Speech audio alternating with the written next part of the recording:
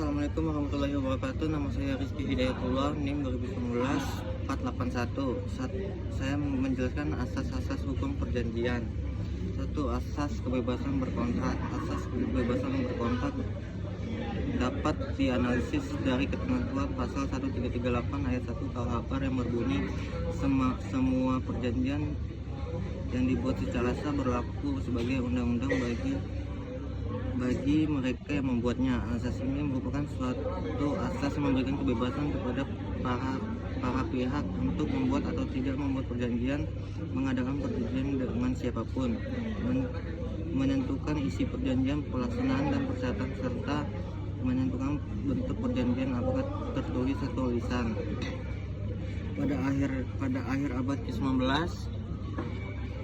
desakan paham etis dan sosialis, paham individualisme mulai pudar, terlebih-lebih sejak berakhirnya Perang Dunia. Pada paham ini kemudian tidak mencerminkan keadilan. Masyarakat menginginkan pihak yang lemah lebih banyak mendapat perlindungan. Oleh karena itu, kehendak bebas tidak lagi diberi arti mutlak, akan tetapi diberi arti relatif, dikaitkan selalu dengan kepentingan umum. Pengaturan substansi kontrak tidak semata-mata tidak biarkan pengemban kepentingan umum, menjaga keseimbangan kepentingan individu dan kepentingan masyarakat. Melalui perobosan hukum kontrak oleh pemerintah, maka terjadi pergeseran hukum kontrak ke bidang hukum publik. Oleh karena itu, melalui investasi inilah terjadi. 2. Asas konsensualisme. Asas konsensualisme dapat disimpulkan pasal 1320 ayat 1 KUHP. Pada pasal tersebut ditentukan bahwa salah satu syarat sah perjanjian adalah adanya kata kesepakatan antara kedua belah pihak. Asas ini bukan asas yang menyatakan bahwa perjanjian pada umumnya tidak diadakan secara formal, melainkan cukup dengan adanya kesepakatan kedua belah pihak. Kesepakatan adalah persesuaian antara kehendak dan pernyataan yang dibuat oleh kedua belah. Asas konsensualisme muncul di Wilhelm dan hukum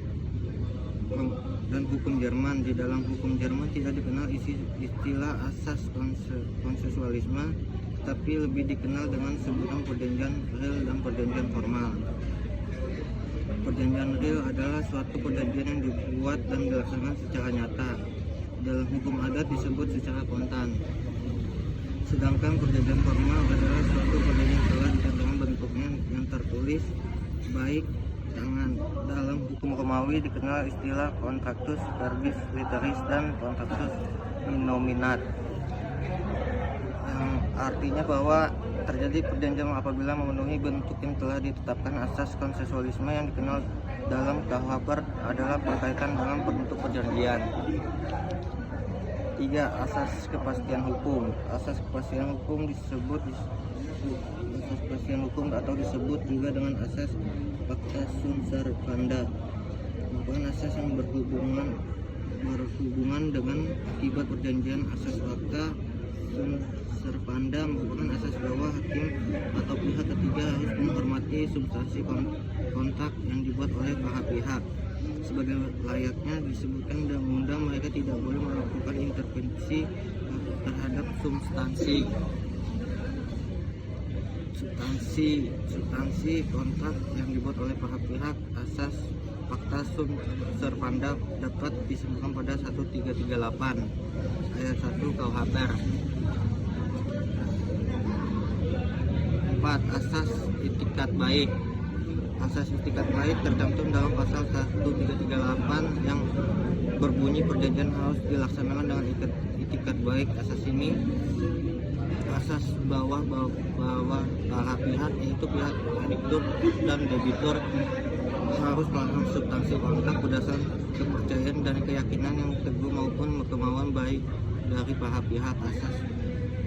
Asas itikat baik terbagi menjadi dua macam, yakni itikat baik nisbi dan itikat baik mutlak. Pada itikat yang pertama, seseorang memperhatikan sikap tingkah laku yang nyata dan subjek. Pada itikat yang kedua, penilaian terletak pada akal sehat.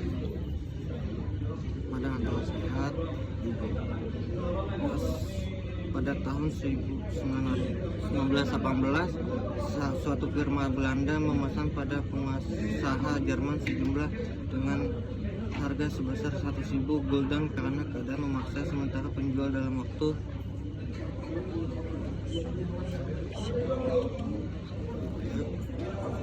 penderita. Tidak segitu aja dengan yang saya berikan. Assalamualaikum warahmatullahi wabarakatuh.